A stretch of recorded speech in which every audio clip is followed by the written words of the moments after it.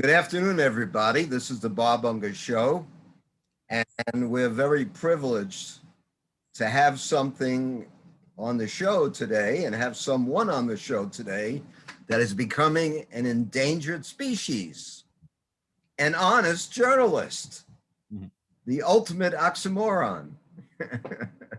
His name is David Don't stress the moron too hard. I said oxymoron. Yeah. His name is David Haggith, and he is the publisher of the Great Recession blog, which I commend to all of you to take a look at and educate yourself, because the amount of education on that blog is just fantastic. And people need to know about these subjects because your life is going to be affected by these subjects, unfortunately. And I think I think there's a quote by, I don't remember if it's Galbraith, I think it's Galbraith, but it could be Keynes, who said something to the effect that if people ever figured out what really is going on with this magic trick that they're pulling and pulling the wool over everyone's eyes in the financial and economic sector and monetary sectors, people would pick up guns and we'd have a revolution. I think they said something to that effect. I'm paraphrasing. So we're here to talk about something that's very complicated for almost all people, and that's the repo market and then the reverse repo market. And we're going to try to make it simple so that even I can understand it. And Dave, could you tell us what is the reverse repo market, or tell us first what the repo market is and then tell us the reverse? Sure, and I'll keep the nuts and bolts out of it and keep it, just basically what it does. The Fed essentially winds up trading U.S. treasuries for cash to banks to pull money out of banks with reverse repos. With repos, that's the other way around. The banks give the Fed some treasuries as collateral and the Fed gives them some cash. And then interest changes hands according to the agreement. So it's a way of getting money into the banking system or money out of the banking system. And it typically happens on just what they call an overnight loan. It doesn't literally happen over the period of nightfall, but the sense is that it's a 24-hour loan and then it automatically reverses. So if the Fed's doing repos, it's putting money into bank reserves and those automatically go off the next day, 24 hours later, unless the banks roll them over. So in 2019, we had a repo crisis where the Fed had taken so much money out of reserves, the banks were constantly demanding more. And so they were doing these overnight loans to get money from the Fed, and they were rolling them over every day in larger and larger amounts until hundreds of billions became more hundreds of billions. And, I was saying back then, the Fed needs to just go back to full QE because that's why this is happening. It was doing QE, quantitative easing, in order to put money in the system. It started taking that back. I said it's going to have to put money back into the system because the system is dependent on it. Now we're in reverse repos. So it's the exact opposite thing. The Fed uses those to, on an overnight basis, suck money out of the banks. The Fed gives the banks a treasury as collateral, and the banks give the Fed cash, which it holds on its book, goes off the bank's book. And after 24 hours, that would usually reverse. Now, the terms on either of these kinds of things can be more than 24 hours. Sometimes they're a few weeks, but they're meant as a short-term intervention. So bank has a problem today with cash, it can boom, get money, problem solved overnight, and it's good the next day is the idea. But it wound up becoming in 2019 a source of constant funding for the banks because they needed more money, and the Fed didn't want to admit that it needed to stop tightening and start pumping more money back into its dependent economy that it had created. Now, as we all know, it's been pumping tons of money into the economy, and so bank reserves are flooded with cash. They can't make enough loans to loan it out, and so they're trying to get it off their books if they can't do anything with it. by something that'll make a little bit of interest, and the Fed pays them some interest basically to take the cash away from them and hold on to it. And that helps the banks because they have to raise capital in proportion to their reserves. So if the reserves are going way up and they're not able to loan against them, then they don't want to have to raise more capital for nothing. So why would the banks be going through these financial and monetary gymnastics if this economy is so booming, like the Fed and everyone else in the financial propaganda mills on television and the various newspapers and publications said? They all say, oh, this economy is just heating up, it's red hot. Mm-hmm. Why is this intervention necessary? Well, the government borrowed, trillions of dollars from the Fed and parked it in its account at the Fed. And as the government now takes that money that it borrowed and it gives it out in stimulus checks, it writes, basically, let's put it in simple terms, it writes a check to you and you can deposit it in your bank. As soon as you do that and that check clears the bank, the money moves from the government's Fed account into the bank's reserve account. So you get 100 million or more people doing that, and you're talking real money that's moving now into the bank reserves. And then as they spend it back and forth with each other at the grocery store, whatever, it just moves from bank to bank, but still stays in those reserve accounts. So they've gotten fattened up from all this government money that's been given out in bailout checks, stimulus checks, everything else, and has that way made it into those bank reserves, to where banks have so much money in reserves that they can't loan it out. And the economy, yeah, in one sense it's booming because we've just opened up. So if you measure it against where it was a year ago, it looks like it's doing terrific, because a year ago it was collapsing into a deep hole, and now it's climbing out of it. So that climb might look spectacular, but if you climb up a 100-foot ladder, you feel like you're way up there, unless your 100-foot ladder was placed in a 150-foot hole, and that's where we're at. So it looks like a lot of economic growth, but we're climbing out of a hole. We're back to where we were in terms of total GDP before we fell in the hole, but we're not back to where we would have been had we never fallen in the hole and GDP had kept growing at the rate it was growing.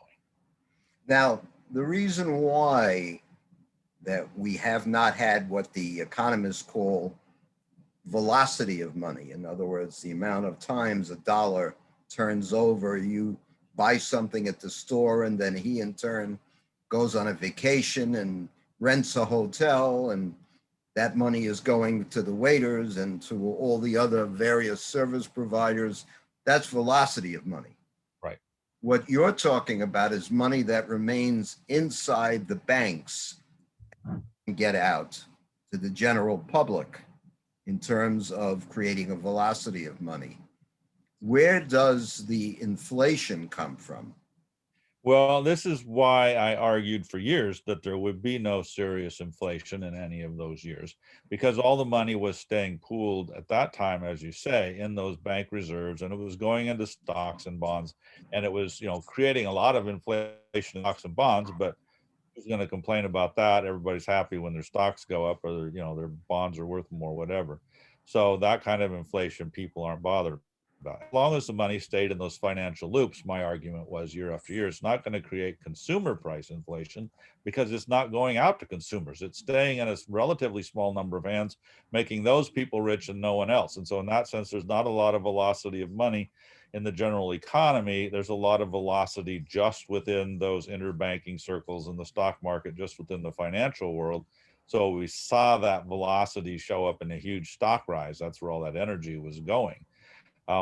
But what I said was different last year was, back in the spring, I started saying this, now we're going to have inflation, and now it's going to get serious, and we're going to have big trouble, because now the Federal Reserve at that point had found it could no longer pump the stock market up. The stock market crashed when the COVID crisis hit.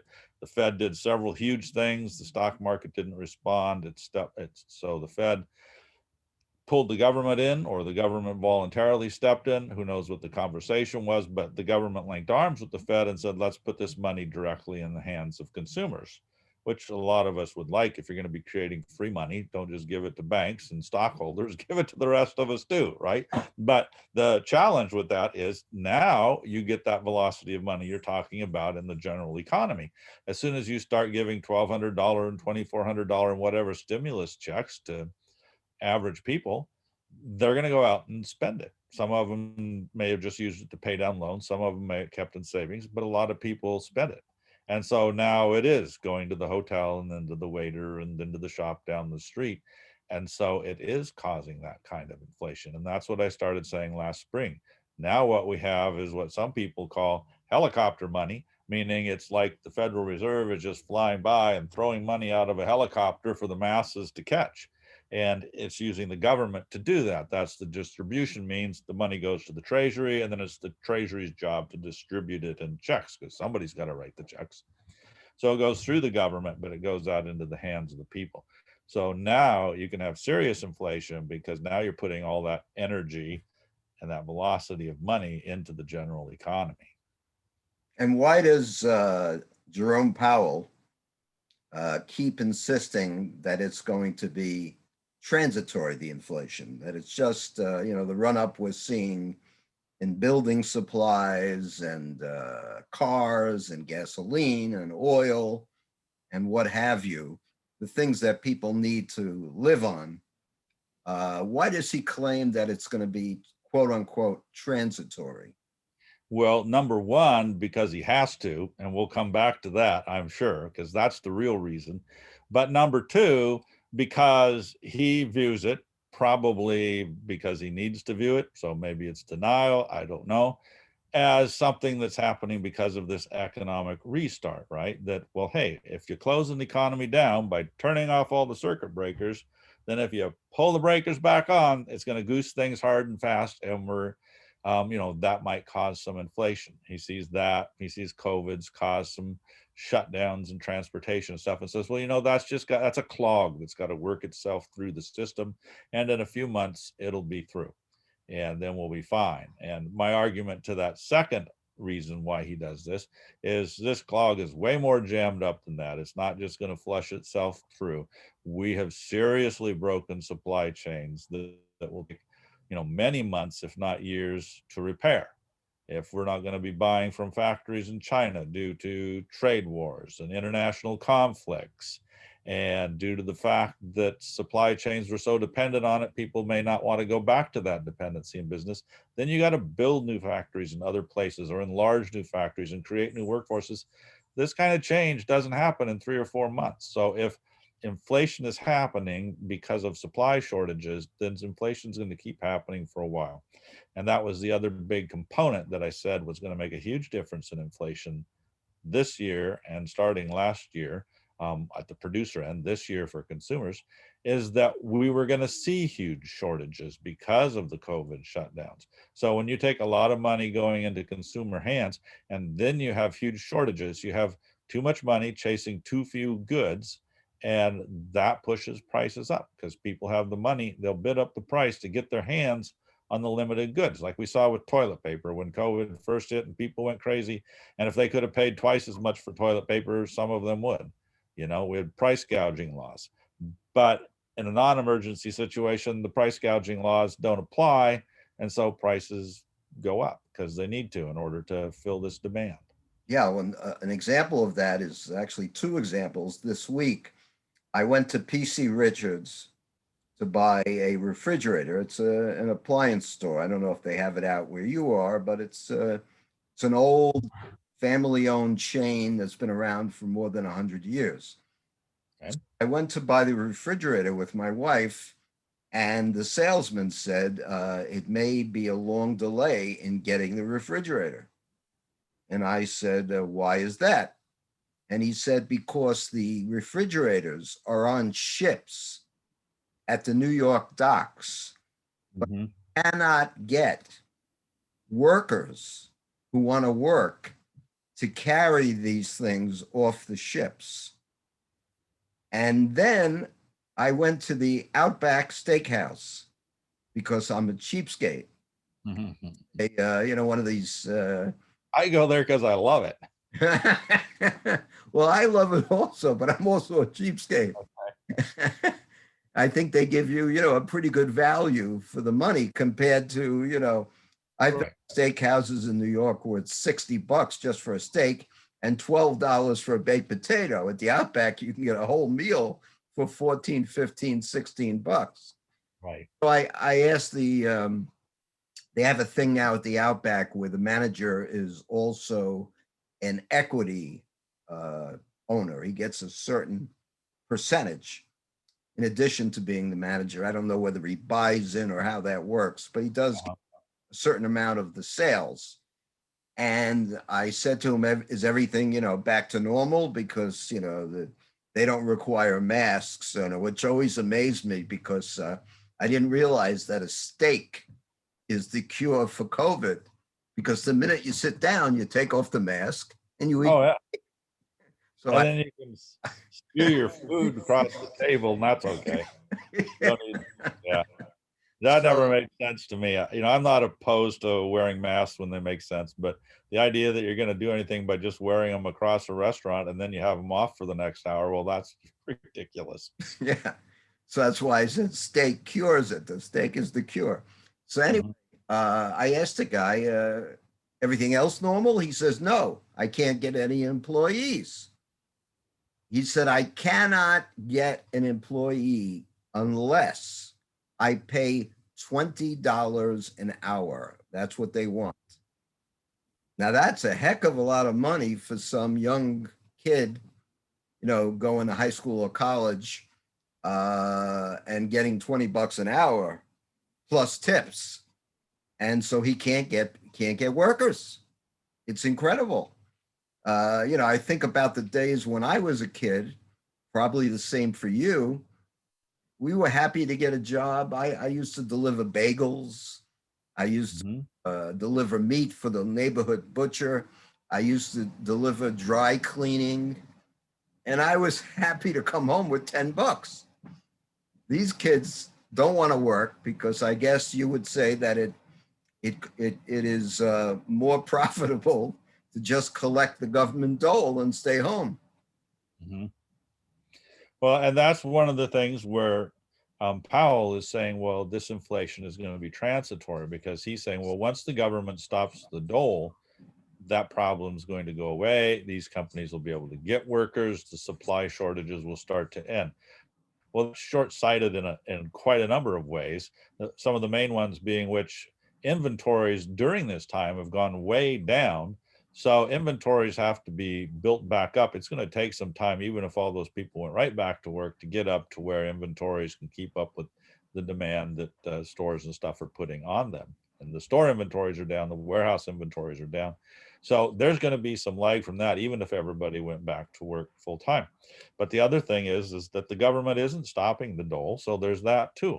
At the same time that they're taking off the unemployment benefits, the extensions and the enhancements, they're adding, from what I've heard, $300 per kid to families that are going to come out every month. Well, that can conceivably be even more money and can just as effectively empower people not to go to work. It's, that idea of universal basic income, and people, liberals will say, well, they'll go to work even if you give them income. And well, a lot of people won't. They'll be like, okay, that's fine. I don't need to. But also they have cash to sit on. And you know what? The worker has been cheated by this system for a long time that hasn't put wages into people's pockets for decades, really, not above inflation, barely kept up with it, even when inflation was real low.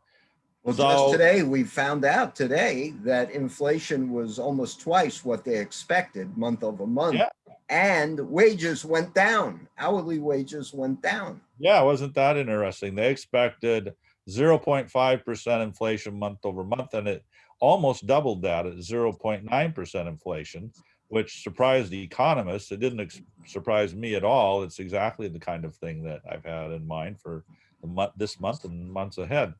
And the lack of transitory side of this is that even if those workers, even if the government cuts out the dole, people have savings, they have stocks they've made money on, they've done things that have helped with that government money. They're in a position where some have a cash cushion that can keep them going. Now that may end when they have to start paying rent again, or have to start paying their mortgages, it could collapse quickly. But that's also not the only reason people aren't returning to work. There's, believe it or not, a bunch of people out there, about 30% who respond, I don't want to go back to work because I'm afraid I'll get COVID. Well, those fears probably aren't going away. There's people saying, I don't want to go back to work because I don't want to get a shot and my work is requiring me to get vaccinated. So they don't want to go to work if the work is going to require them to be vaccinated. And then a lot of the jobs that were lost permanently. Those businesses close, restaurants shut down, they're not coming back. Those people can't go back to the same job they had. And the new jobs, yeah, there's been as many new jobs come on as there are unemployed, and people aren't taking them, but the new jobs may not be even in the same town. They may not be where you live. Plus now you got people who are moving all over the country because, hey, I can work remotely. So you've got all kinds of huge changes that are happening in there, and that's not all going to just settle out in a few months. So the Fed's idea that production is going to go right back up and supply shortages will end because of that is utter nonsense. It's going to take a year minimal, maybe 2 years for most of those things to kind of get settled out and get sorted if we do well, to get people back to work. Some people are going to have to retrain for jobs.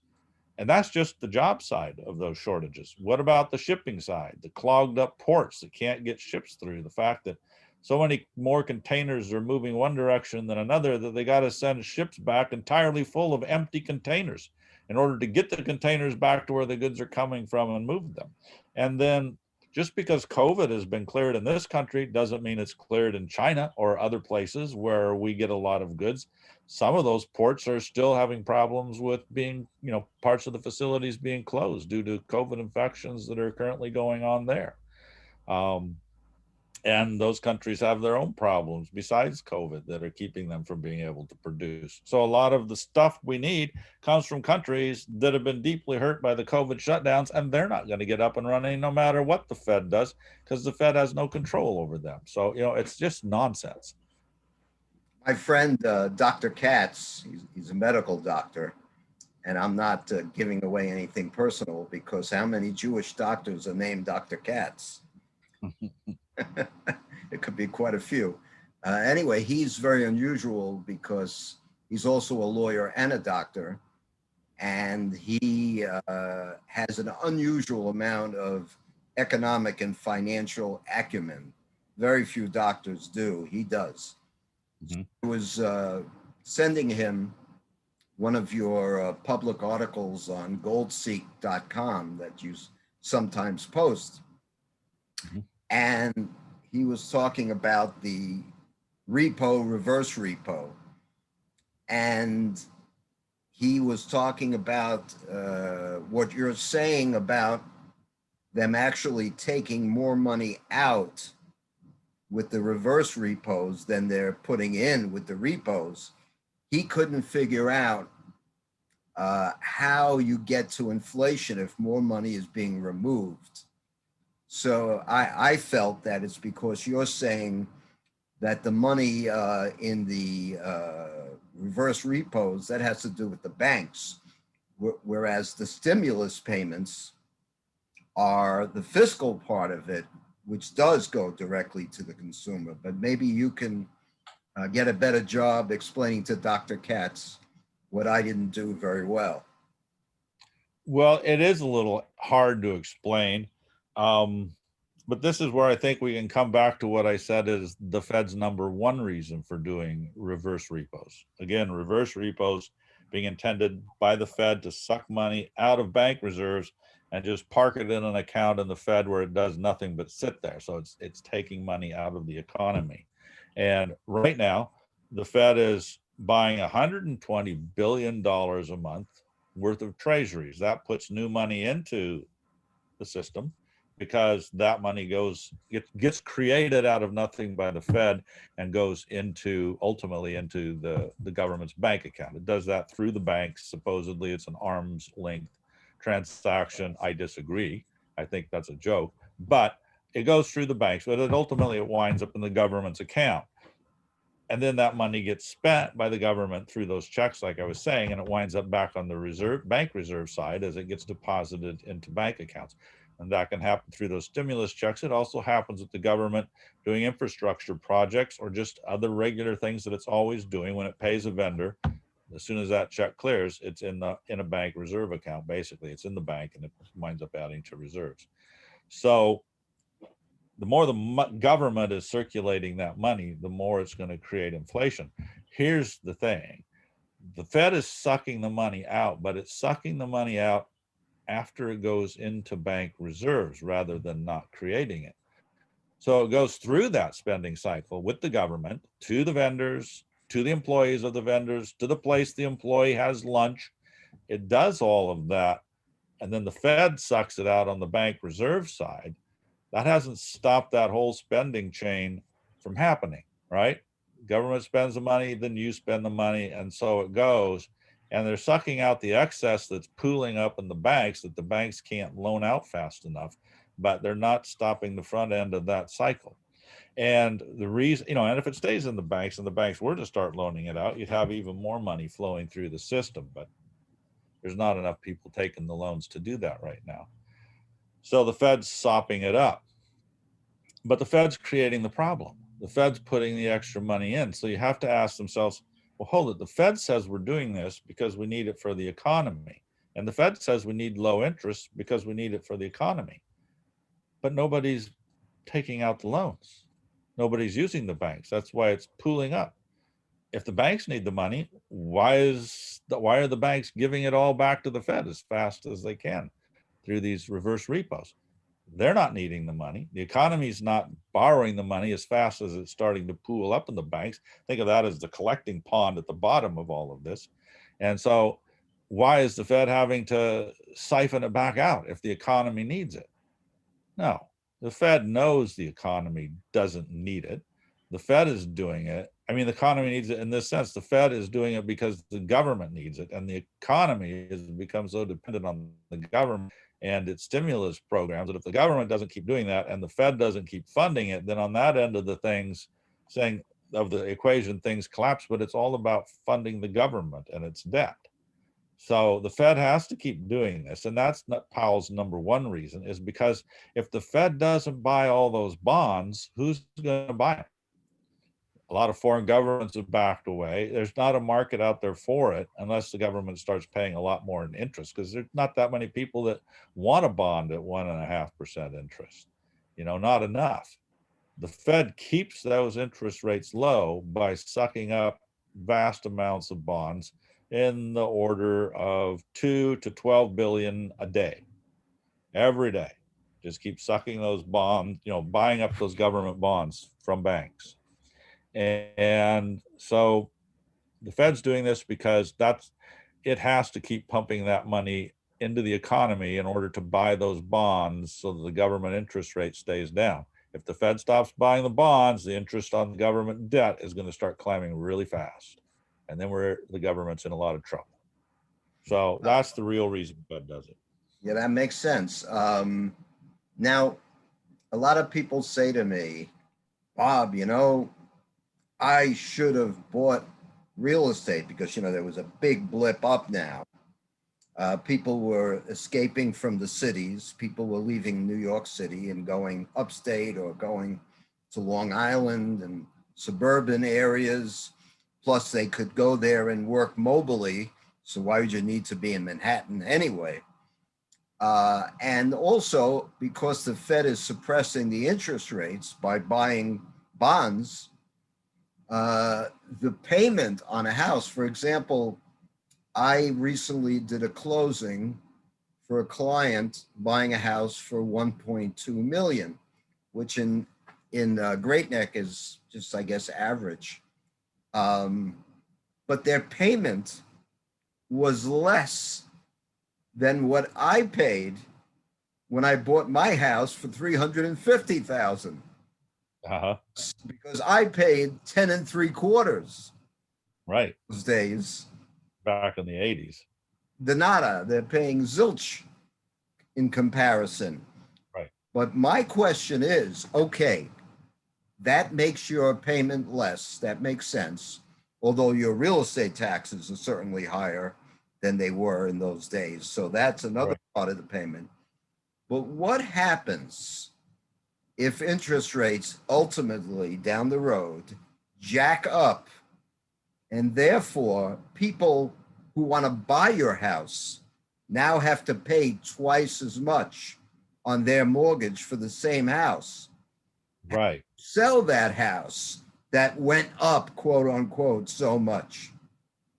Right, because those interest rates you're talking about, most interest rates to a fair degree are pegged on government bond interest, pegged on what the 10-year bond does, and what's happening in the bond market is.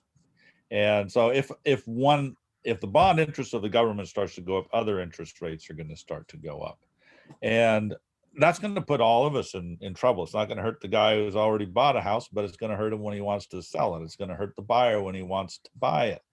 And so if interest rates get priced for real based on what the market would price them at, if the Fed wasn't sucking up all the government debt, then everybody's in trouble. And this is a huge debt bubble that we know we've been creating for decades now, and we've been creating it at a faster and faster rate. And in the last 2 years, we really put the pedal down to the metal and just floored this thing, generating more debt than the government ever has, and people have put on their own debt. So if interest rates go up, the whole economy collapses.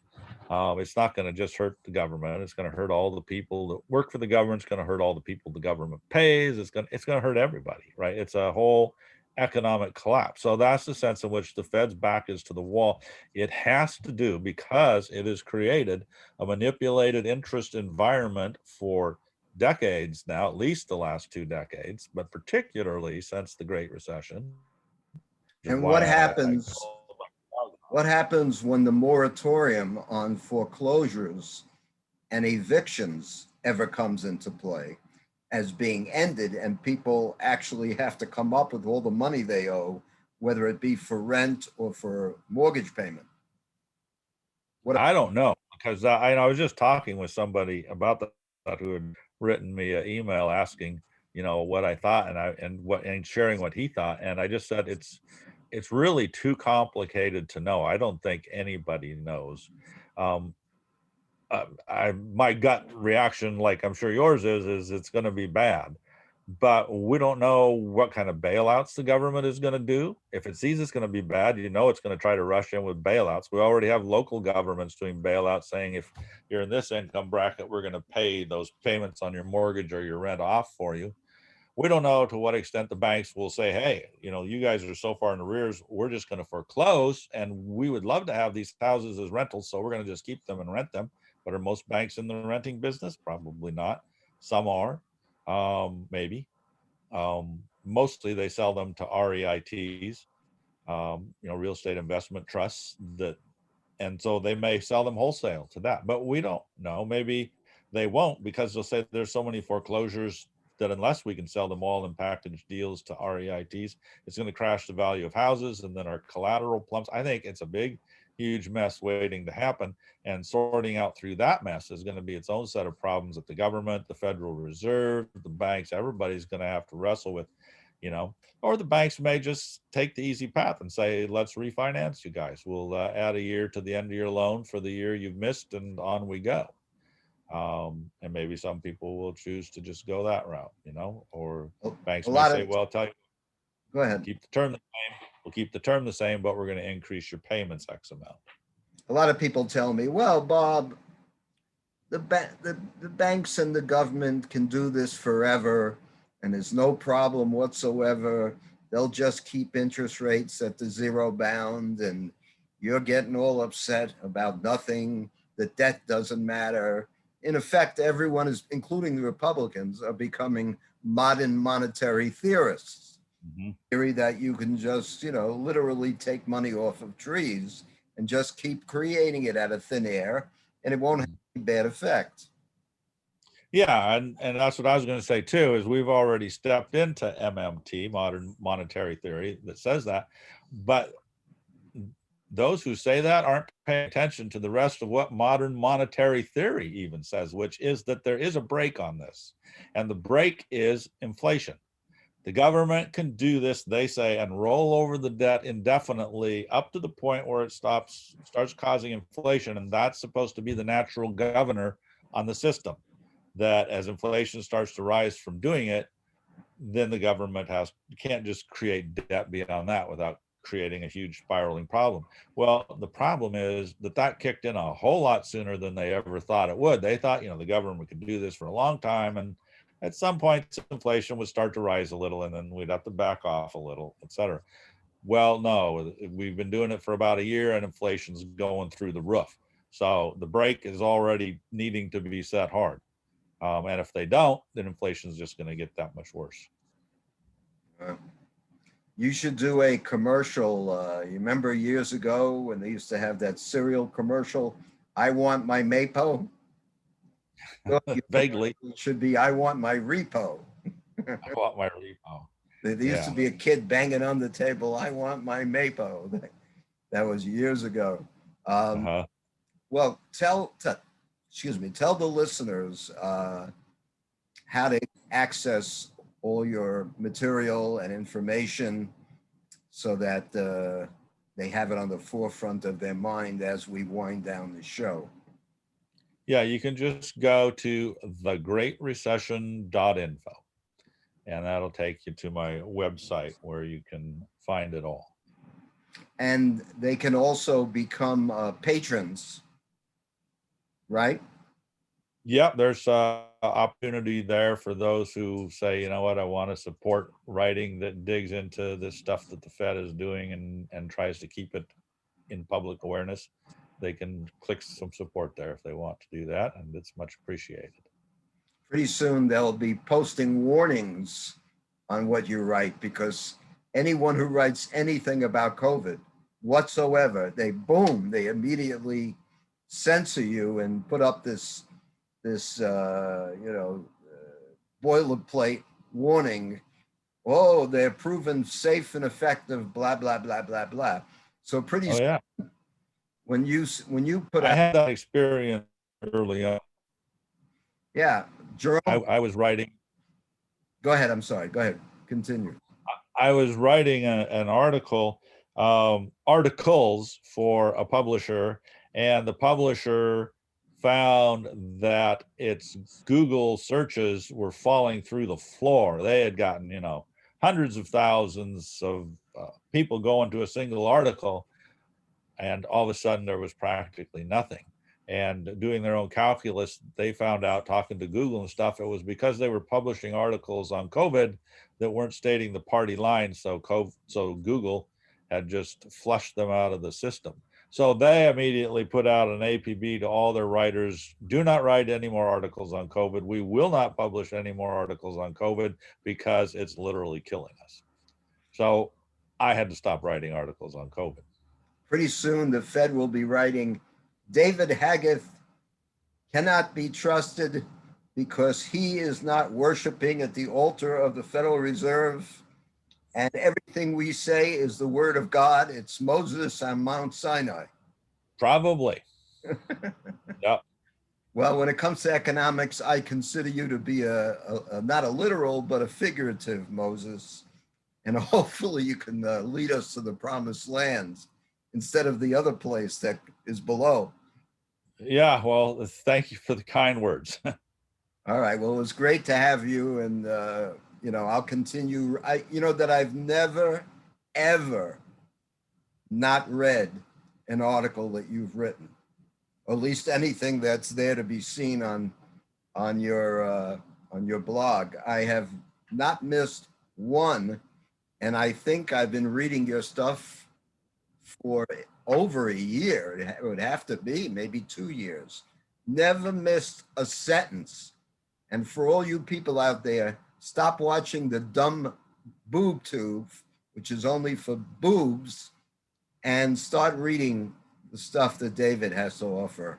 It will help you immeasurably. And David, God bless you, and we'll stay in touch. All right. Thank you, Bob. Okay, you take care. Bye. Bye-bye.